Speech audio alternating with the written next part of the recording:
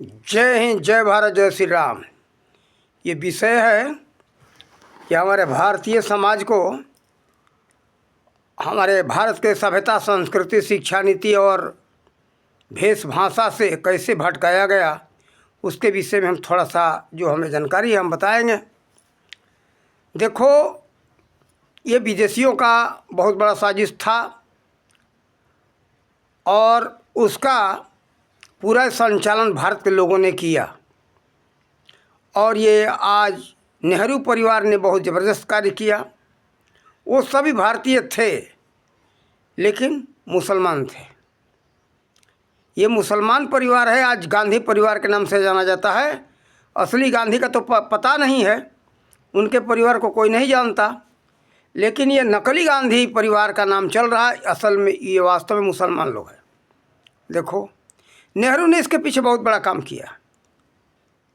क्या पाठ पढ़ाया कि हम सब भारतीयों को अगर आगे बढ़ना है तो अंग्रेज़ों के रास्ते पर चलना होगा, अंग्रेजी भाषा बोलना होगा, अंग्रेजी वेशभूषा सब कुछ अपनाना होगा, अंग्रेजी सभ्यता संस्कृति अपनानी होगी, साथ ही मुसलमानी सभ्यता संस्कृति को अपनाना होगा।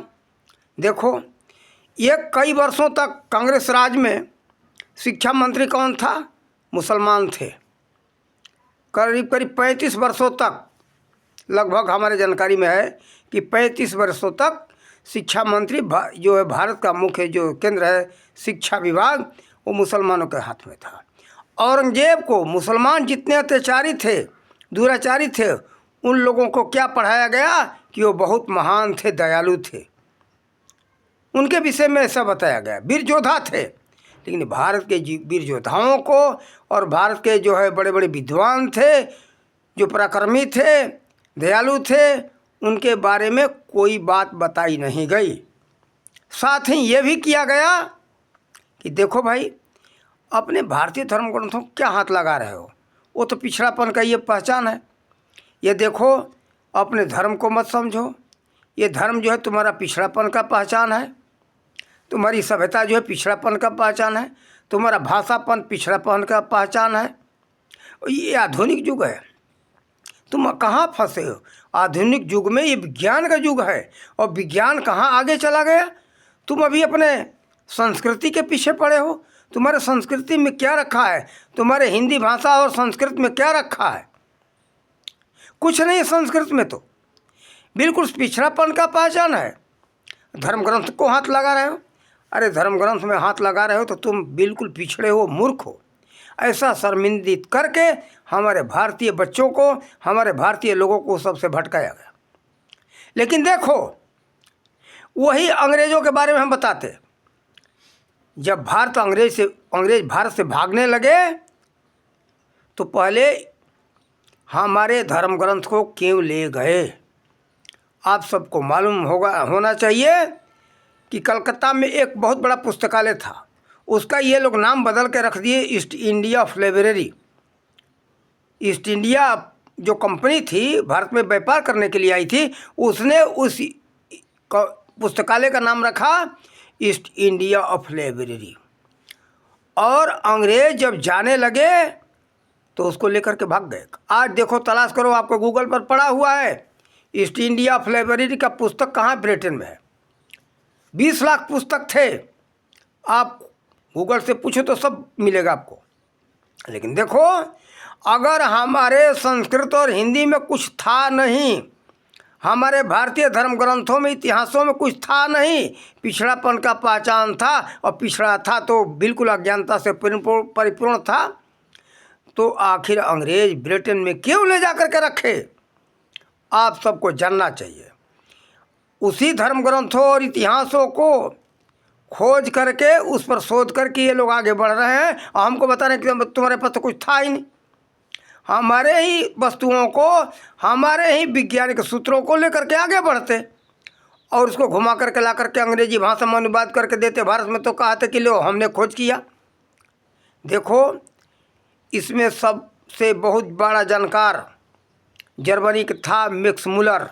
उसने इस पर सब कुछ पढ़ करके खोज करके इन लोगों को बताया, इसका अर्थ ये हुआ, इसका अर्थ ये हुआ। संस्कृत का बहुत बड़ा एक विद्वान था, कारण कि जर्मनी में जो लोग हैं सब भारतीय हैं। भारतीय धर्म को मूल धर्म ग्रंथ भारत में नहीं मिलेगा, लेकिन जर्मनी में मिलेगा। आज कई लाख वर्ष पूर्व जा कर के जर्मनी में वो लोग बसे और यहाँ से सभी धर्म ग्रंथ और इतिहास ले गए। आज मूल धर्म ग्रंथ सुरक्षित भारत का वहीं पड़ा हुआ है, खोज करके दिया और उस पर शोध हो रहा है। और भारत के भी वैज्ञानिक, भारत के भी विद्वान, संस्कृत के जानकार वहाँ खोज करके जा करके ब्रिटेन में दे रहे हैं, अमेरिका को दे रहे हैं, सब देशों को दे रहे हैं। वो लोग आगे बढ़ रहे हैं तो कहते कि हमने खोज किया। केवल क्या हुआ, भाषांतरित कर दिया गया, संस्कृत के उसको अनुवाद कर दिए अंग्रेजी में। जैसे देखो, आपको पता होना चाहिए, एक बुल्के शाह बाबा हुए, याद नहीं कौन से, ब्राज़ील के या कहाँ के रहने वाले थे। वो भारत में आकर के कई धर्म ग्रंथों को लेकर के उन्होंने अनुवाद किया। तो देखो, इसी तरह से वो तो खैर हमारे भारतीय सभ्यता संस्कृति से प्रभावित थे। उन्होंने जो कुछ काम किया बुल्के शाह बाबा ने सब भारत के लिए किया, लेकिन मैक्स मुलर नहीं किया है। और भारत के कुछ बुद्धिजीवी अमेरिका के और इंग्लैंड के पक्ष में काम कर रहे हैं, इनसे अब बचो। केवल भाषांतरित कर दिया गया है। जो कुछ विज्ञान का सूत्र है, जो कुछ भी है ज्ञान का, जितने ज्ञान विज्ञान के सूत्र है सब भारत का है, सब कुछ था और है, लेकिन केवल भाषांतरित कर दिया गया। इसके चक्कर में मत पड़ो, सब यहीं का है। अगर पिछड़ापन का पहचान है, हमारा भारतीय धर्म ग्रंथ और इतिहास में कुछ था नहीं, तो आखिर ईस्ट इंडिया ऑफ लाइब्रेरी को अंग्रेज क्यों ले गए, ब्रिटेन में क्यों रखे? ये तो विचार करो। हमारे भारत का कचरा हमारे भारत में छोड़ देते। 20 लाख से अधिक पुस्तक था उसमें, उसको ले गए वो लोग।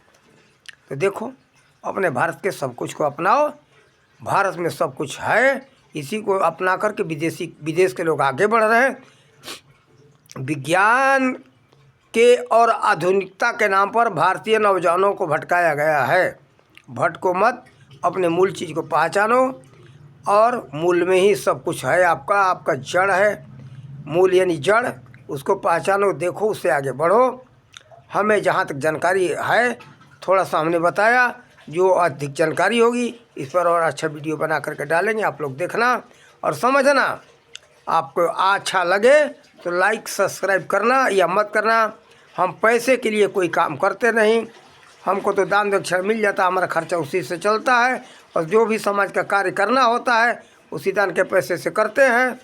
हम वीडियो जो बनाते पैसे के लोभ लालच में नहीं बनाते, और इसके पीछे हम पॉलिश नहीं मारते, किसी की सिफारिश नहीं करते कि या अल्लाह लाइक सब्सक्राइब करो और हमारा वीडियो चले चाहे ना चले, हमें इसका कोई चिंता नहीं है।